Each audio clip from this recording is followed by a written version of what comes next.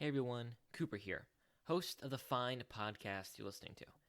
I just want to let you know that the episode you clicked on has a format that is very heavily inspired by a podcast called The Bookening. To be clear, our thoughts and opinions in this episode are our own, but the format is very similar to this podcast. I just wanted to give you a heads up and give credit where it is due. With that out of the way, enjoy the show. Coming up next, Booking It discusses The Warden and the Wolf King.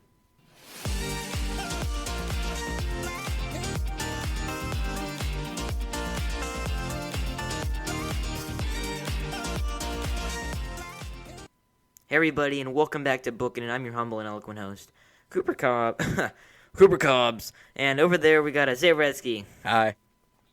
Tanner Lewis and Matthew Killingsworth are actually recording in the same room today. Yep. Yes, we are. Howdy, I'm here. Oh man, it's gonna be a tough one with you guys in the same room, but we're willing to try. That's right, guys. Anyway, if I'm doing my math right, this is our 20th episode. What do you guys have to say to that? Oh man, my eardrum. When I heard Isaiah's voice, I just guys. broke down and I said, Man, I we're know. never going to be able to do this again. Wait, Yeah. what? What? I'm really I'm confused. not explaining that. You should understand that, so we can move on if you don't understand that. Anyway, Question mark? 20 episodes. 20 episodes. And here we are, the Warden and the Wolf King. I'm very excited still. Thank you to all our listeners. 20 episodes. Wow, what is that? That's not half a year yet. We're almost to half a year. But still, that's a lot, guys. Thanks for listening with us. Okay. Anything else you want to talk about before we get into the Warden and the Wolf King? No, definitely not. No, I think we can get into the book now. Oh, yeah. Well, guys, Matthew, you said last episode, or not last, Monster in the Hollows episodes, that you thought Monster in the Hollows was better than any of the other Wingfeather books so far. So far, now you haven't finished yet, but you think the Warden and the Wolf King is better than Monster in the Hollows. I think they're pretty close, but actually I think I might still like Monster in the Hollows better, at least so far. We shall see at the end. We shall see. That's what you guys keep promising. So what part are you at? I'm about 2/3 of the way through. I'm at the part where I'm a little bit after the part where they finished up talking about in Scree, so I'm at the part where they're back with the Wingfeathers again. Oh, okay. Got it. Nice. All right, Tanner, did you read this one again for this? I know Isaiah, you did too. I gave my copy to Matt. I Does read it it hold like up for 3 you weeks again? ago. I have not read it again. I'm going straight off of my first time reading this again, so we'll see how this goes. All right, Isaiah, you said you read it 3 weeks ago. Yeah. Was it as good as you remember it to be? Oh, definitely. I mean, I read it for the first time how long ago was it? Like just half a year ago. So, yeah. Mhm. It's really good. Nice. Matthew, or everybody, I guess, do you think that the writing is better on this one than it is in like the other ones? Yeah, I was telling you guys earlier, I've been noticing so many similes, especially from Artham, but there's just so many really great similes in here. I was reading an interview of Andrew Peterson for this, and he said this one was definitely the hardest to write, but in his opinion, he thought it was one of the best ones. Can you guys see why it'd be hard to write? Yeah, definitely. I mean, there's so much stuff to talk about in it, like to finish it.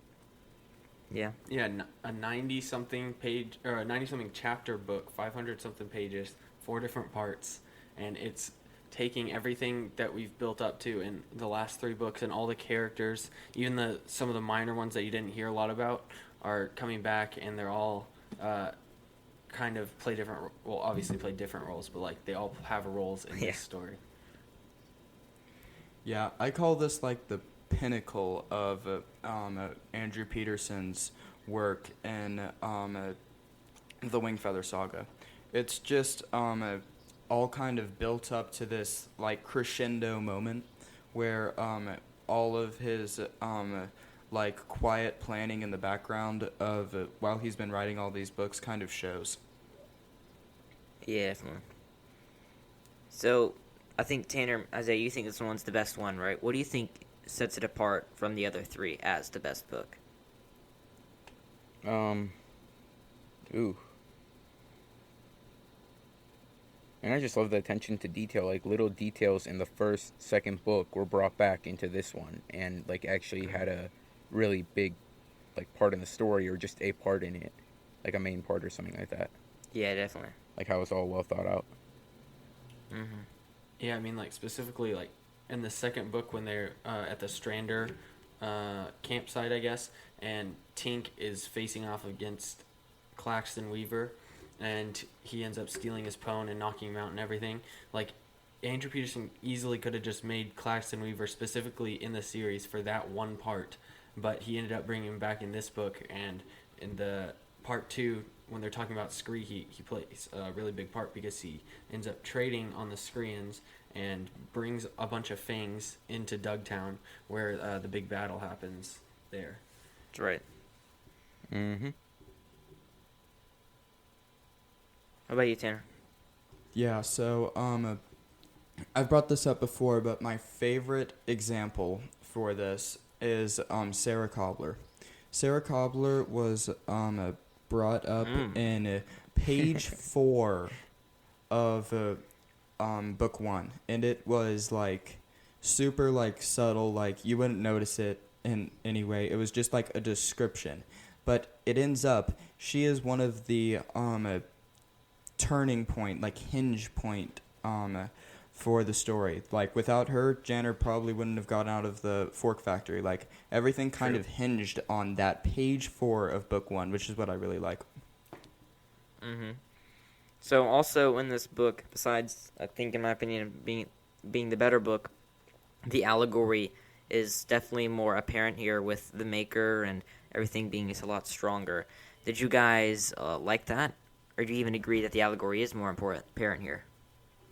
Yeah, I agree. Oh, I definitely agree with that. I think it's interesting. I started noticing this. I mean, now that I think about it, it's kind of been this way throughout the whole season. Or throughout the whole series, I guess. But I've started noticing more in this book that everybody knows the Maker is real. Everybody believes that, like, there is a Maker. But it's like that's when, like, foolishness, I guess, like we were talking about this in class, some like foolishness or unknowing becomes evil, is when you know there is a good and you know that's right, but then you like intentionally choose to do the opposite for power or glory or whatever you want. Yeah. Tanner? Yeah, I don't really have anything to add to that. Like, just that. Actually, you're going to have to repeat that question. I was listening too attentively to Matthew. Do you guys think that the allegory is more apparent here? And if so, did you like that fact? Okay, so yes, I definitely do agree that the allegory is way more apparent here. It's just shown throughout the entirety of this book that, like, the Maker is real, like, he exists. You can walk with, like, the king can walk with him. The allegory is definitely way more apparent and very easily seen. It's just like the question of if they're going to choose it or choose to act on that or not, basically, in here. Hey, one of my favorite scenes from the Wingfeather Saga. Oh, wait, I can't talk about it because Matthew hasn't gotten there yet. Oh, well. I'll talk about in, I guess, episode 3. But moving on, what do you guys think about the siblings in this one and just the kind of interwoven sibling story and brotherly love and sisterly love in this book? I think I said in one of the episodes on book 2, Northrop Eaton, I started noticing how Lily like could, you know, control animals a little bit, or like, yeah, that's when it was, and she had a thing with animals and music and stuff, and I said, is that gonna grow into something later in the series? And you said, well, maybe, kind of. Like, what do you mean, Cooper? That totally did. Like, now her whole thing is she can defeat Fangs by playing music on her whistle harp like crazy, or commanding a bunch of dogs to go attack them. It's pretty cool. A bit like, just like the brotherly love, the sisterly love, and just the interwoven stories of all of those is kind of what I meant. I mean, yeah, they're obviously they have to be best friends with each other, because they move around so much, and they had like a few years in Glipwood, but they never really had like great other friends that they loved as much as each other. So they're really close to each other, and then when they get separated and things like that, they find ways, and they're finding ways to, with Lily's music, to connect to each other and see each other, basically like a real life FaceTime. And yeah, it's pretty cool, like how them being each other's brothers and sisters and being connected in that way through like their near and blood can like make them do so many special things together. Tanner, Isaiah? I'm trying to think of something else to say that's not what Matthew said. Wow, same's happening over here. All right. Yeah, I think it was pretty important. I mean, like, without that, they wouldn't... I mean, I don't think they would have, like, done what they did. Or survived even at some points. Because that gave them hope, like, with the song. Give them hope to win. Or that they could win. And all that. Just the devotion to each other as siblings. You guys are hitting right around it, but you're not like... What do you guys think of like the brotherly love between Janer and Kalmar or stuff like that? Well, I mean, it connected their brother. They had great brotherly love, like I said, but it also connected to their job. So like, Kalmar was the king, and Janer was his protector, the throne warden. And so, but like, their whole life had been built up, like preparing them for that. Even before they knew it, they had always been in those same positions, kind of.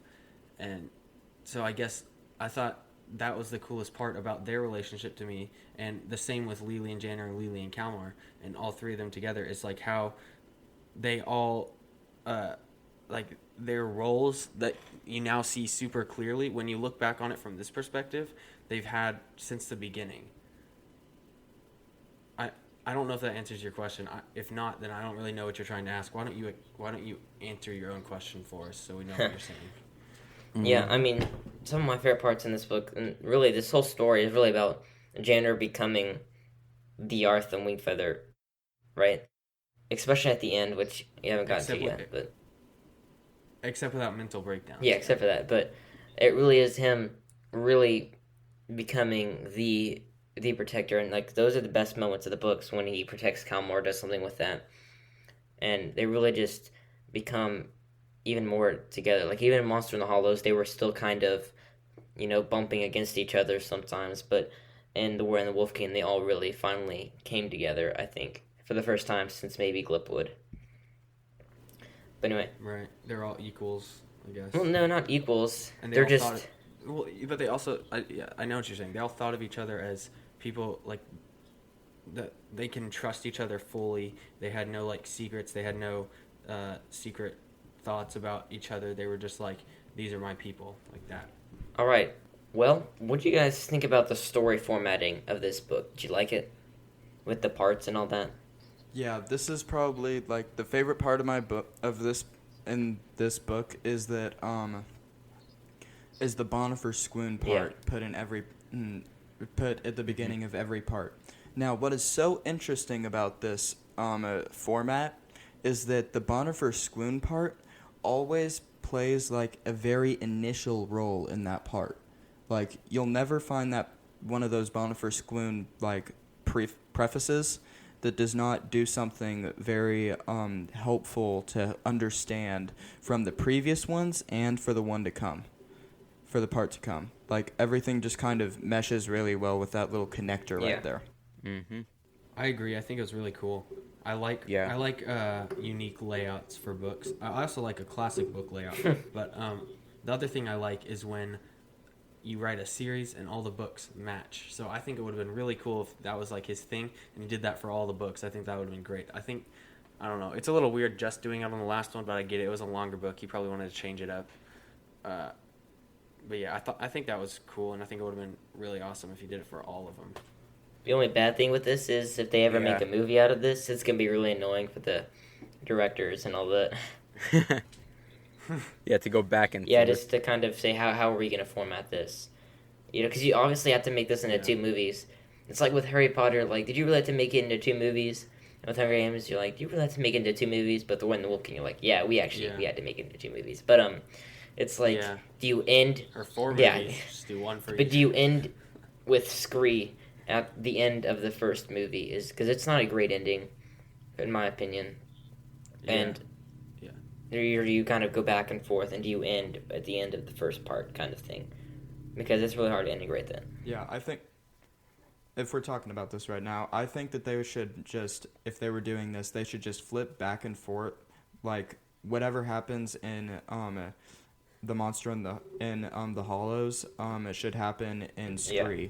Like whatever happens there, just kind of go back and forth like across the sea, and then you go you have certain like flashbacks with Bonifer Squoon. Like every time you see Bonifer Squoon, you have a little bit of a flashback for him seeing something else that had happened from a like memory. Yeah, that'd be pretty cool. Yeah, that could be cool. I really want to see them make a movie out of this. Oh, of course, that'd be awesome. Well, if they definitely. What did you guys think about the blind? I'll play a fan. Yeah. What do you guys think about the blind plopping? Oh, I think that sounds so fun. Me and one of my best friends, we like to do a lot of outdoors type stuff like that, and he's really into hunting and camping and fishing and all that good stuff. And so sometimes his dad will just joke while we're in the car, and he'll be like, "Why don't I just drop you two off somewhere and see if y'all can get home? You know, you can give me your phones. We'll just see how long it takes y'all." And we're both like, "Yes, that'd be awesome. Let's do it." And he's like, "I really would, but your mother's wouldn't be happy." It's true. Yeah, I love the blind plopping idea. That was a really unique idea on AP's part, just doing that. Andy Pete. That's right. Yeah, I think it was really cool. I think the name is fun. Blind plopping. Yeah, that's right. Yeah. Yeah, hey. Could be you ain't a man till you been blind plopped before, right? Well, yeah, the people that accents are didn't make it died. So. No, nobody's ever died. All I need is a legendary sword and a blindfold and a really nasty muffin. Definitely.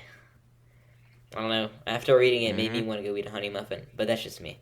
You know, I kind of forgot that was in this book. Like, I didn't forget the whole blind plopping part. I'm so far past that now, and so much has happened, and that's like, I kind of forgot that whole thing. Oh my goodness, I never... Yeah, so... Go ahead. While Matthew's on this topic, for the Warden and the Wolf King and the Monster in the Hollows, it meshes too well for me. Like the first parts, it just squishes so good that I forget which one is which. Like it just feels like it's one book as you're going through. Yeah, definitely. And it shows how well it was written because they connect perfectly. Definitely. Yeah. It's almost like Andrew Peterson wrote one giant book and then just split it at one random point. It's like, well, that's going to be the end of this book. Much, but like... It's my personal opinion that when he finished this book, he went, had a meal, and came right back to start the Warden and the Wolf King. That's just my personal opinion.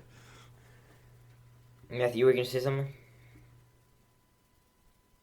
Oh yeah, I was just going to say I like it when it's when it picks up, maybe not like right after, but like pretty close, because there's a lot of books, or I'd say most books actually, if it's going to be a series or if there's going to be like some kind of chapter cut off or part cut off or something like that, then the author will try to make there be a gap, and then he'll try to spend the first couple chapters, maybe the first chapter, looking back on what happened and explaining that, and then going forward. Sometimes I'd actually say most of the time authors don't do that amazingly, and it can get a little confusing. I'm sure Andrew Peterson could have done it well, but I think it's just harder to do it that way, and it's sometimes a lot more fluent, like Tanner was saying, to do. Yeah, it's like Tolkien really did that.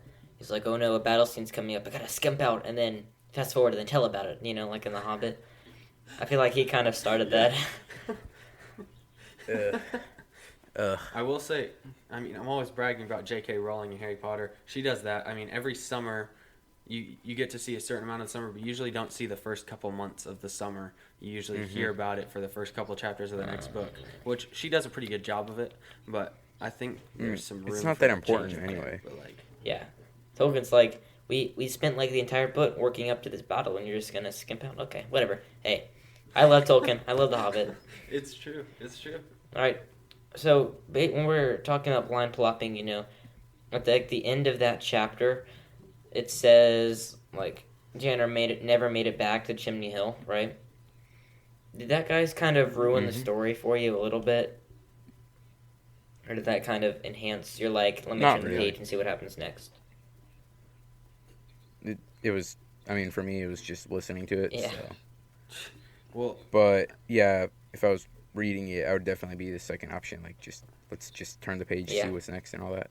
yeah, because I was already interested enough at that point, the way the chapter cut off, that I was gonna read the next chapter anyway. It's not like I was gonna be like, oh, that's a chapter, I'm gonna go to bed or go do something else.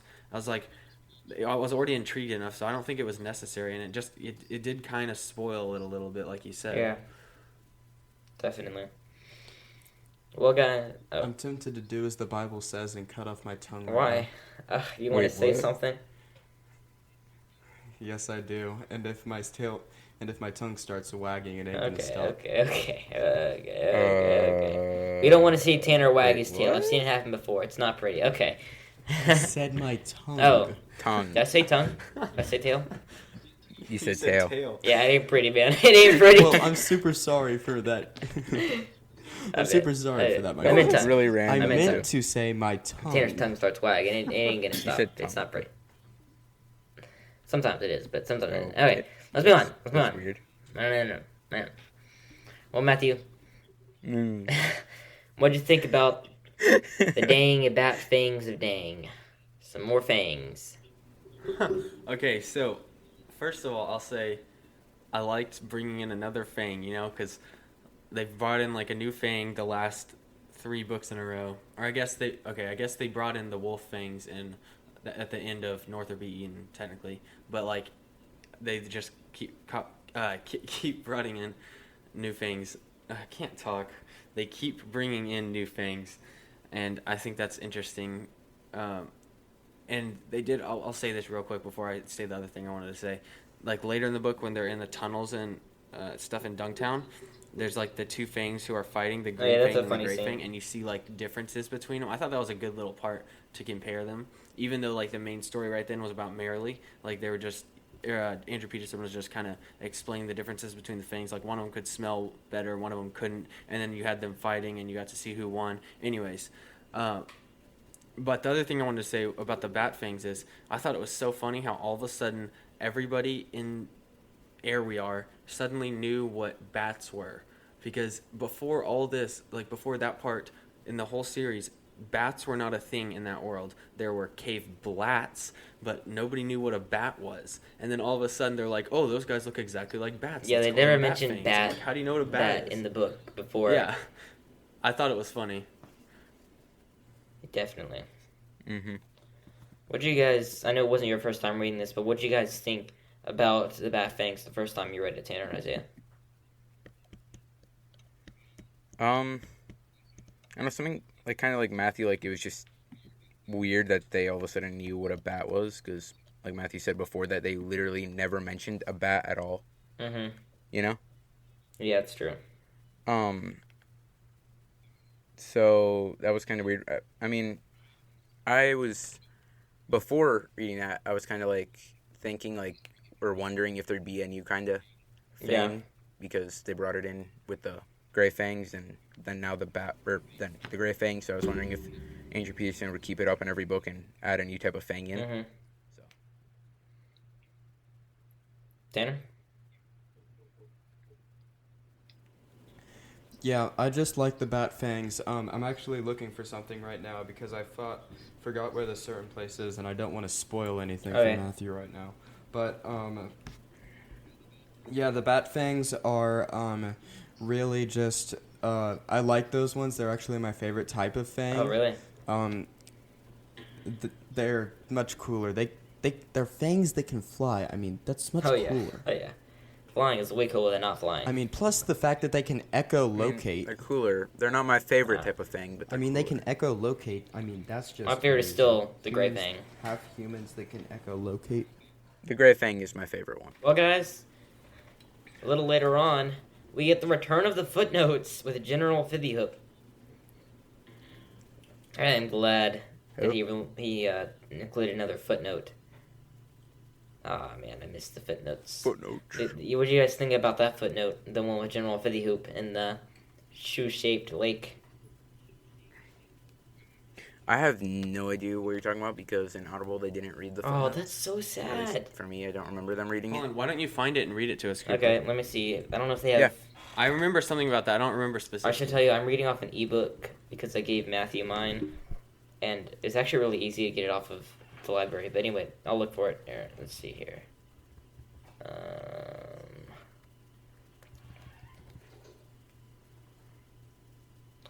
General Fithyhoop Scout. Yeah, here it is. Kamlar had no way of knowing this, but south of Grick in the Troll Kingdom, there is in fact a lake in the shape of a shoe. So Kamlar was telling the Ridge Runners there was a lake in the shape of a shoe, which was discovered by these very Ridge Runners after a 17-year quest. This expedition was later known as the Fithyhoop Quandary, and the descendants of those Ridge Runners remain scattered throughout the jungles of Plosh to this day. It's so silly. I still like footnotes, though. I think they're fun. What do you guys think about the footnotes overall in Wingfeather Saga? Yeah, I really like the footnotes. Yeah. None of them have been as good as the first No, books, definitely though. not. Those were just hilarious. They were all hilarious.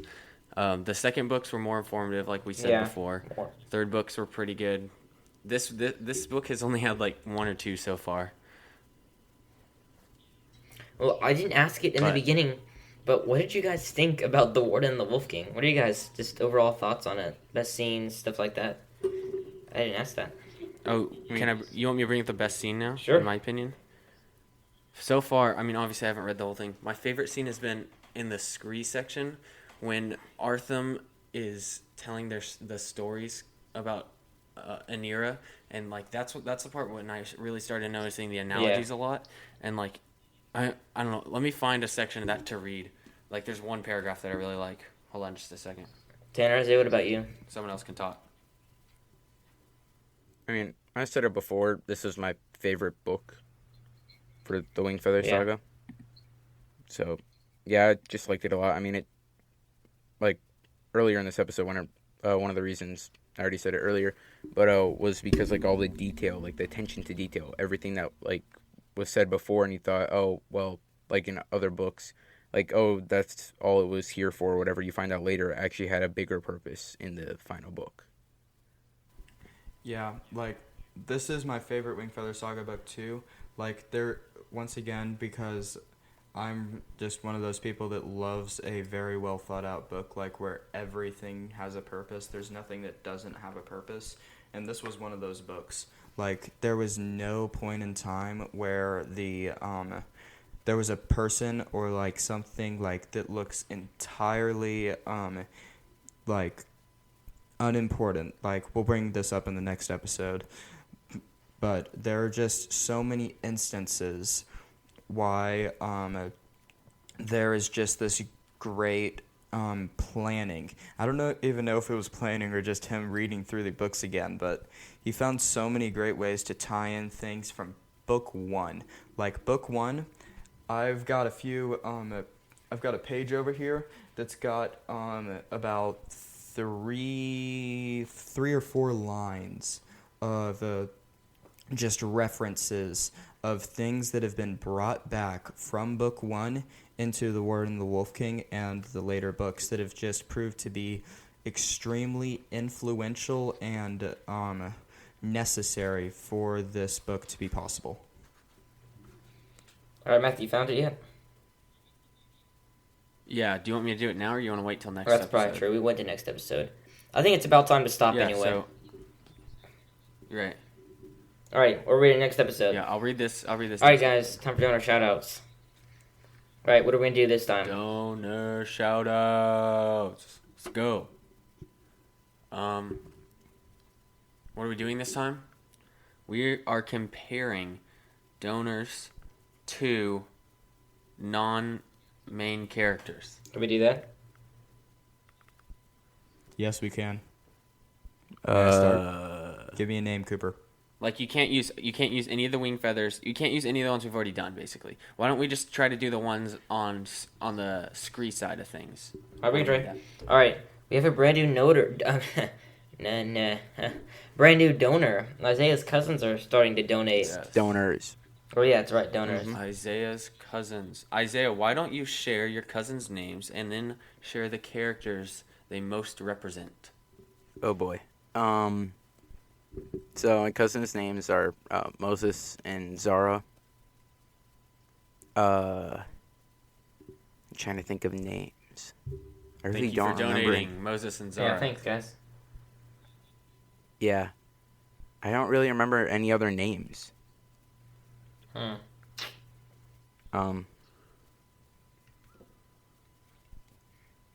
I seriously don't remember any names. I mean, we said Wow. could okay. use. Well, why Tanner, don't Tanner was eager to go. Wait, who Zara did you can say be- we can't Tanner. use? Zara can be Marilyn. Yeah, it's a good one.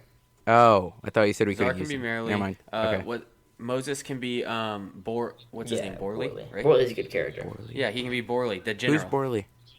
The general. Oh, yeah. The King's general. general. That's right. Yes. So you guys get to be Borley and Alrighty. Merrily. They're great Tanner, characters. you get good Nana. guys. Okay, she will be Ouster Will, even though he lives on both sides of the sea. Wow. And I Alrighty. sincerely apologize. Ouster Will is the guy He's who... basically the, Ouster... isn't he the, is it Cain? He's the Cain of the story. Yes. He's like... I don't know who to compare him to. He's basically just makes all the annoying little things that happen in your day-to-day life. That's he just makes the them little happen. poem, the little thing, yeah. Alrighty, Yeah. Alrighty, It's pretty Isaiah. funny, actually. We might read in the... Isaiah, you Last can one. get, you Me? can get your grandparents. What about you? You didn't do the last. you Me didn't do get the my last one. grandparents. That's true. My grandpa could be. Oh my gosh, what's his name? The Armlin the Bard. Oh yeah. My grandma.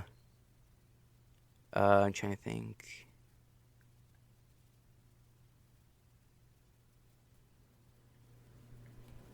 Nergabog. Sarah Yeah, Cobbler. Nergabog. Oh, okay, her, yeah. Okay. Nergabog. Who am I gonna get, guys? You get Becky. Becky. Yeah, you get Becky. Yes. Trying to think of a girl who's not Sarah Cobbler, Lily. What about that Oh, other yeah, girl? Lori? Something... What's her name? It starts with an L. Hold Wendelin. That's not one, is it? Yeah, Wendelin Igby. Yeah. Yeah, I thought it was, yeah. Wendelin's Poto's wife. Yeah. You can be Wendelin Igby. Yay. Yeah, Okay. you'll be dead. You can be Wendelin. Who do I get? You can get. Who else do? Yeah. My uncle. Sebi? Yeah. Sebi, you're a good old Claxton Weaver. Oh yeah. The All right, Stranger and then King. Tanner, you can get my grandparents.